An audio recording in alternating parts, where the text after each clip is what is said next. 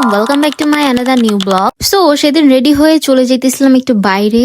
So রাজশাহীতে অনেক শীত পড়ছে গাইস, ঠাড়া পড়া শীত। সো এই শীতে একটা সুন্দর একটা লুকস নিয়ে চলে যেতেছিলাম বাইরে। যাইতেছিলাম নিউ মার্কেটের ওইদিকে, থিম অমর প্লাজার ওইখানে। তারপর রিক্সা করে চলে যাইতেছিলাম। সো ওখানে চলে গেলাম, দেখো আমরা লিফটের জন্য একটু দাঁড়িয়েছিলাম। সো লিফটটা আসলো, দেন লিফটে উঠলাম, উঠে দেখো চলে গেলাম থিম অমর প্লাজার মেলায়। তো ওইখানে অনেক ধরনের ফুড স্টল বসছিল। তো আমি এই স্টল থেকে পিঠা নিয়েছিলাম, কুশলি পিঠা, খুবই জঘন্য খাইতে ছিল, ধুমা ধুমা। তারপর আমরা আরেকটা স্টলে চলে যাই, ওইখানে যে কিছু খাবার নিয়েছিলাম মেলা থেকে। তো আমি একটু ভিডিও নিলাম এই ফাঁকে, আপু খাবারটা রেডি করতেছিল। সো এই স্টল থেকে নেওয়া হয়েছিল ঝালমুড়ি মাখা। তো আমি ঝালমুড়ি খাইতেছিলাম, আম্মুরে বললাম একটু ভিডিও করে দিতে। তো ঝালমুড়িটা অনেক মজা ছিল, তাই ভাবলাম যে আরেকটু কিছু খাওয়া যাক। তো আপুরে বললাম যে নুডলস দিতে, নুডলসটা অনেক মজা ছিল, নুডলসটা অনেক মজা করে খেয়েছি গাই। তারপর পুরো মেলাটা ঘুরে ঘুরে আমরা দেখলাম, আমি আর আম্মু। তো আম্মুরে বললাম একটু সুন্দর সুন্দর ভিডিওস নিয়ে দিতে মেলার। তো অনেক সুন্দর সুন্দর ঘর সাজানোর জিনিস ছিল, আর সাথে সেলফি বুথটাও ছিল, এখানে যে আমরা সেলফি ভিডিওস নিতেছিলাম গাইস।